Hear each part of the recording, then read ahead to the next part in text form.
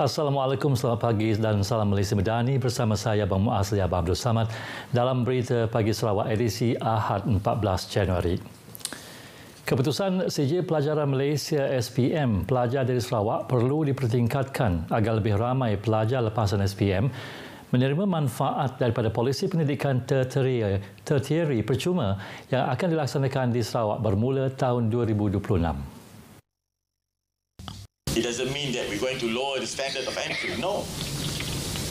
Maybe if we don't prepare now, only a few thousands will enjoy the benefits. We want everybody. As you know, after Form 5, there are not many of us are able to further their studies for two reasons. Number one, of course, you are not on par. Your result is not good enough. But more importantly, some of us do not have enough money to further their studies.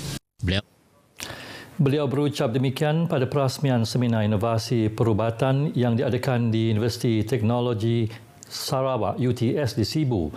Seminar itu dianjurkan oleh Sekolah Kejuruteraan dan Teknologi UTS bersama Twin Catalyst Berhad. Seramai 10 orang penceramah dijemput berkongsi pengalaman dan idea mereka dalam seminar ini. Program ini juga untuk membudayakan perkongsian ilmu, kolaborasi dan perbincangan di sekitar pembangunan terbaru yang berpotensi membentuk masa depan penjagaan kesihatan di Sarawak. Pusat Khidmat Dun Satok dengan kerjasama agensi berkaitan sentiasa bersiap siaga bagi menghadapi bencana banjir berikutan monsun timur laut, khususnya bagi kawasan kampung berhampiran tebingan Sungai Sarawak. Ahli Dewan Undangan Negeri Satok, Datuk Ibrahim Baki berkata kawasan terlibat adalah Kampung Segedup, Kampung Kude Baru, Kampung Kude Baru B, Kampung Kude Lama dan Kampung Sungai Maung. Jelasnya, 10 PPS telah disediakan bagi kawasan Dun Satok yang mampu menempatkan seramai 2,000 orang penduduk. Selain itu, pelbagai infrastruktur serta logistik yang mencukupi telah disusun atur dengan kerjasama pelbagai pihak seperti Agensi Keselamatan Berkaitan, Pejabat Daerah dan Residen, PBT serta komuniti kampung agar pengurusan bencana banjir boleh dilaksanakan sebaik mungkin.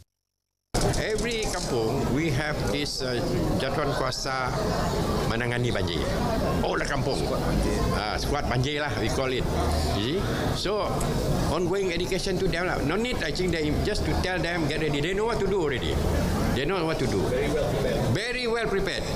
Datuk Ibrahim berkata demikian selepas membuat tinjauan dari jeti pengkalan Jambatan Satok sehingga jeti Kampung Segedup semalam. Beliau turut menyempurnakan program kesiapsiagaan bencana banjir kawasan Dun Satok serta taklimat persediaan awal bagi menghadapi MTL oleh Jawatankuasa Pengurusan Bencana Negeri Sarawak di Dewan Haji Kamarudin, Kampung Segedup.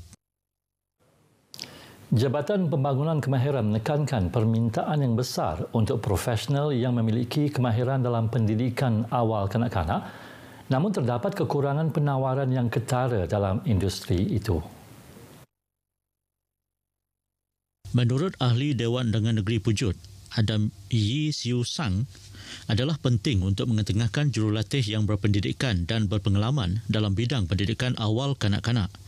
Setakat ini, pengamal awal kanak-kanak diwajibkan memiliki sekurang-kurangnya sijil kemahiran Malaysia SKM dalam bidang pendidikan awal kanak-kanak Early Childhood Field, menjadikannya kelayakan wajib.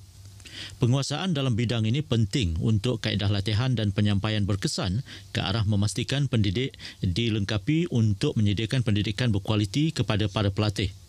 Beliau berkata demikian pada perasmian Pusat Kemahiran Global Al-Makras Miri di Miri. Selain itu, ujarnya kepentingan latihan kepada usahawan dan pengasuh dalam industri di mana mereka diwajibkan menghadiri dan lulus kursus asas asuhan kanak-kanak atau kursus asuhan dan pendidikan awal kanak-kanak. Kedua-duanya diiktiraf Kementerian Pembangunan Wanita, Keluarga dan Masyarakat. Manakala pengasuh pula wajib menghadiri dan lulus keperluan ini dalam tempoh 12 bulan bekerja bagi memastikan standard penjagaan tinggi untuk anak-anak. Sebanyak 25% penurunan kes penagihan dadah di kalangan belia Jepak disasarkan tahun ini dan bagi mencapai sasaran tersebut, program kesedaran serta pencegahan dadah perlu dilaksanakan secara berkala dan perlu melibatkan semua pihak. Ahli Dewan Undangan Negeri Jepak, Iskandar Turki berkata, dengan adanya program intervensi bersepadu, memberi fokus kepada isu dadah dan substan OBID di bawah One Stop Committee OSC bagi menangani isu dadah dan substan MIDS daerah Bintulu. Ini untuk memberi kesedaran komprehensif berkaitan penyalahgunaan dadah dan bahan terlarang kepada komuniti dalam memastikan keselamatan dan kesejahteraan masyarakat setempat. Seramai 306 orang individu di daerah Bintulu terlibat dalam persalahan dadah. Jumlah berkenaan adalah keempat tertinggi daripada 3,079 orang jumlah keseluruhan yang terlibat di negeri Sarawak pada tahun lalu. Manakala Jepak pula mencatatkan seramai 79 orang tahun lalu. Jurustu itu sebagai adun dan bertanggungjawab, saya mesasarkan agar kita berjaya pada tahun 2024 menurunkan kadar ini kepada 25%. Beliau berkata demikian pada sidang media program Jom Gegar Jepak, Sahabat Maritim Bebas Dadah bersama komuniti Jepak di Bintulu. Seramai 42 orang mahasiswa dari UPM kampus Bintulu menghadiri program ini dengan pelbagai aktiviti diadakan, antaranya seperti forum, sukan, segmen kanak-kanak, remaja pemimpin masa hadapan, pameran oleh jabatan dan agensi kerajaan. Seorang lelaki tempatan disyaki sebagai operator pengendalian perjudian dalam talian ditahan dalam satu serbuan di Kuching. Menurut Ketua Polis Daerah Kuching ACP Ashmon Bajah, individu berusia 20 tahun itu ditahan di sebuah premis di Jalan Setutong Baru. Polis turut merampas seunit komputer riba, router, modem serta 4 telefon bimbit dan peralatan lain.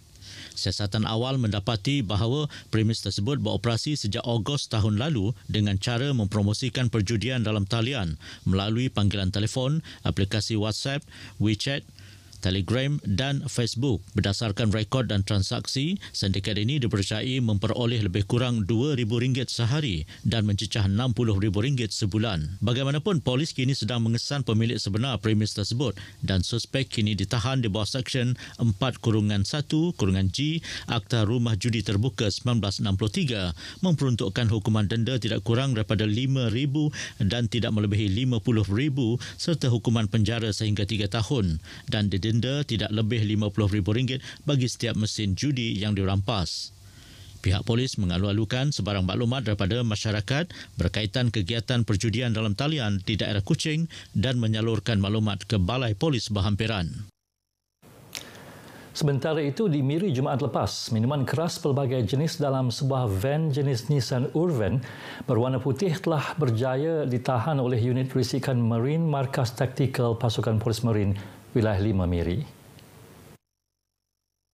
Menurut kenyataan media, Ketua Polis Daerah Miri ACP Alexon Nangacabu, penahanan yang dibuat lebih kurang jam 2.30 petang oleh 4 orang anggota semasa menjalankan ops kontraban di tepi Jalan Melayu belakang My Beer Cafe Center Point Miri.